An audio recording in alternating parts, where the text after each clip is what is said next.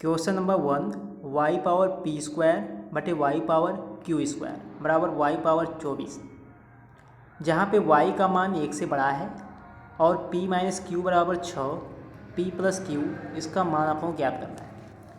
तो देखिए ध्यान से, y पावर पी स्क्वायर बटे वाई पावर क्यू स्क्वायर, ऊपर भी y की पावर में है और नीचे भी y की पावर में, तो ये हो जाएगा y power p square minus Q square, ठीक है, बराबर y पावर 24।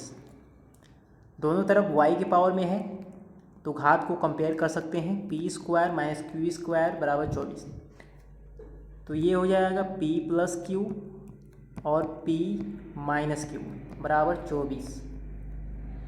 अब देखिए p माइनस क्यू, इसका मान दिया गया है 6, p प्लस क्यू गुणे 6 बराबर 24, काट देंगे 4 आएगा, यानी p प्लस क्यू, इसका मान क्या आ जाएगा 4, p प्लस क्यू बराबर 4। तो तीसरा वाला ऑप्शन सही है यहाँ पे। क्वेश्चन नंबर 2 देखिए, क्वेश्चन नंबर 2 देखिए, एवरेज वाली सवाल है। 16 विद्यार्थियों की लंबाइयों का औसत 142 सेंटीमीटर है। यदि शिक्षक की लंबाई को भी शामिल कर लिया जाए तब औसत लंबाई में 1 सेंटीमीटर की वृद्धि हो जाती है। शिक्षक की लंबाई कितनी है? मान लीजिए शिक्षक की लंबाई x है। जब आप लोगों ने मान लिया शिक्षक की लंबाई x, तो अब नया औसत कैसे निकालेंगे? देखिए ध्यान से, 16 विद्यार्थी पहले से हैं जिनकी लंबाइयों का औसत जो है 142 सेंटीमीटर है, ठीक है। तो 16 विद्यार्थियों की कुल लंबाई कितनी हो जाएगी? 16 गुणे 142। अब तो ये तो हो गई 16 विद्यार्थियों की लंबाई, कुल लंबाई।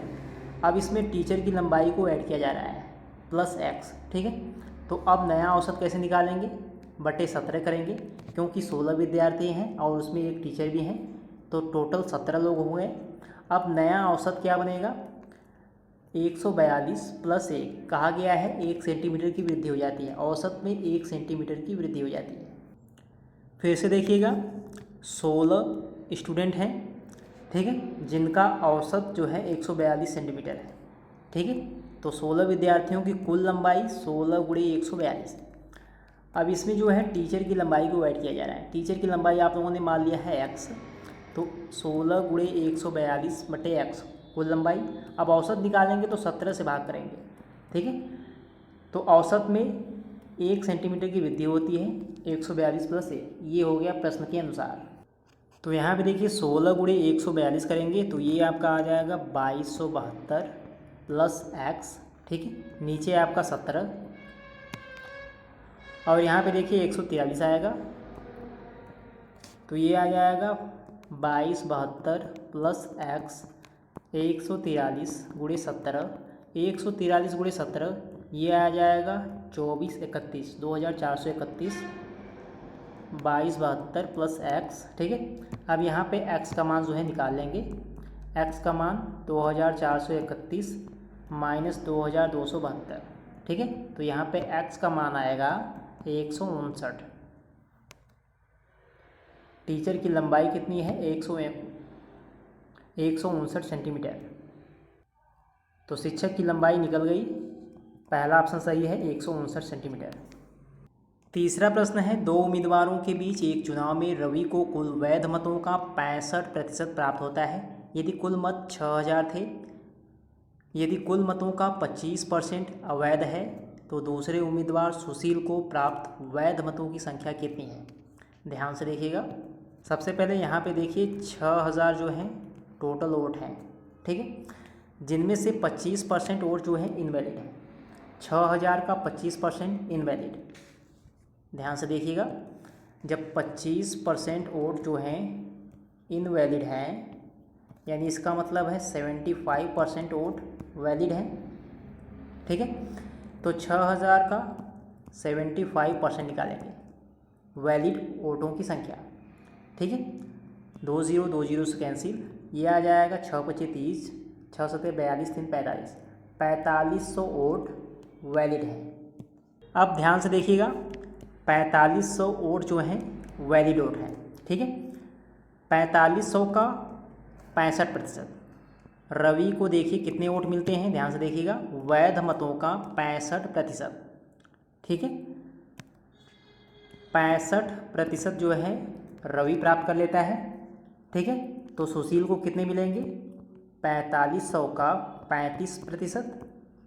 ध्यान से देखिएगा, अगर 100% वोट हैं, जब 65% रवि प्राप्त कर लेता है तो कितने वोट बचेंगे? 35%, और 35% जो है सुशील प्राप्त करता है।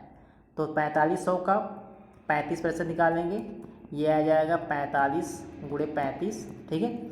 1575 ये आएगा, 1575 वोट ये मिलेंगे सुशील को। तो सुशील को प्राप्त वैध मतों की संख्या 1575, ठीक है। क्वेश्चन नंबर 4 देखिए, अच्छा प्रश्न है। समान क्षमता वाले दो बर्तनों में दूध और पानी का अनुपात, याद रखिएगा दोनों बर्तनों की क्षमता जो है समान है। दूध और पानी का अनुपात क्रमशः 9:5 और 10:7 है। यदि मिश्रण को तीसरे बर्तन में डाला जाता है तो तीसरे बर्तन में पानी और दूध का नया अनुपात क्या होगा? तो सबसे पहले आप लोगों को पानी और दूध की मात्रा निकालनी पड़ेगी। कैसे निकालेंगे? ध्यान से देखिएगा। अब समान क्षमता वाले दो बर्तन हैं, ठीक है। पहले बर्तन में अनुपात जो है दूध और पानी का 9:5 है। तो मान लीजिए पहले बर्तन में दूध की मात्रा 9x है और पानी की मात्रा 5x है, ठीक है। ये बात हो रही है पहले बर्तन की, ठीक है। और अगर दूसरे बर्तन की बात करें तो यहाँ पे मान लीजिए दूध की मात्रा 10y और पानी की मात्रा 7y, ठीक है। पहले बर्तन में मिल्क और वाटर कितने हो गए? 9x और 5x, और दूसरे बर्तन में कितने कितने? 10y और 7y। तो देखिए बर्तन की क्षमता समान है, यानी इसका मतलब ये है 9x + 5x = 10y + 7y। पहले बर्तन में अगर दूध और पानी को मिला दें तो इनकी मात्रा जो है दूसरे बर्तन में दूध और पानी की मात्रा के बराबर हो जाएगी, क्योंकि दोनों बर्तन की क्षमता जो है समान है। तो यहाँ से ये बनेगा 14x = 17y, ठीक है। यानी x/y ये बनेगा आपका 17/14, ठीक है। यानी कह सकते हैं x का मान है 17 और y का मान है 14। तो x का मान 17 आ गया है, यानी 9x यानी 9 × 17, 17 9 कितना होता है? 153। 5x यानी 5 × 17 ये आ जाएगा आपका 85। दूसरे बर्तन में देखिए y की मात्रा कितनी आ चुकी है? 14, तो 10 × 14 140। दूसरे बर्तन में दूध की मात्रा 140 और पानी की मात्रा 7 × 14 98, ठीक है। तो पहले बर्तन में दूध और पानी 153 और 85 आ चुका है, और दूसरे बर्तन में 140 और 98, ठीक है। इन्हीं को जो है तीसरे बर्तन में मिलाया जाता है, तो दूध की मात्रा कितनी हो जाएगी? 293 और पानी की मात्रा 183 हो जाएगी, ठीक है। तो ये हो गया आपका दूध की मात्रा और ये हो गई आपकी पानी की मात्रा। आपको देखिए क्वेश्चन में पूछा क्या गया है, पानी और दूध, यानी सबसे पहले पानी है उसके बाद दूध है, पानी और दूध का अनुपात, ठीक है। तो पानी और दूध का अनुपात क्या बनेगा? 183/293, ठीक है।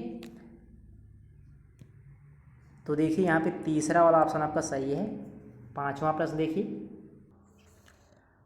प्रश्न देखिए, आसान प्रश्न है। 12 नल एक टंकी को 40 मिनट में भर सकते हैं, तो 1 घंटे में टंकी को भरने के लिए कितने नलों की आवश्यकता होगी?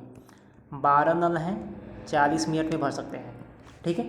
तो 1 घंटे में कितने नलों की आवश्यकता होगी? यहाँ पे नलों की संख्या पूछी गई है। 1 घंटे यानी 60 मिनट में, ठीक है। तो काट देंगे 12 × 25 = 60, 5 × 8 = 40, ठीक है। यानी 1 घंटे में टंकी को भरने के लिए कितने नल चाहिए? 8 नल, ठीक है।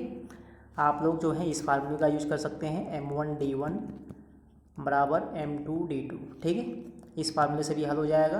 पहला ऑप्शन सही है। क्वेश्चन नंबर 6 देखिए, क्वेश्चन नंबर 6 है 1600 रुपये की राशि 15% चक्रवृद्धि ब्याज पर कितने वर्षों में 2116 रुपये हो जाएगी, ठीक है।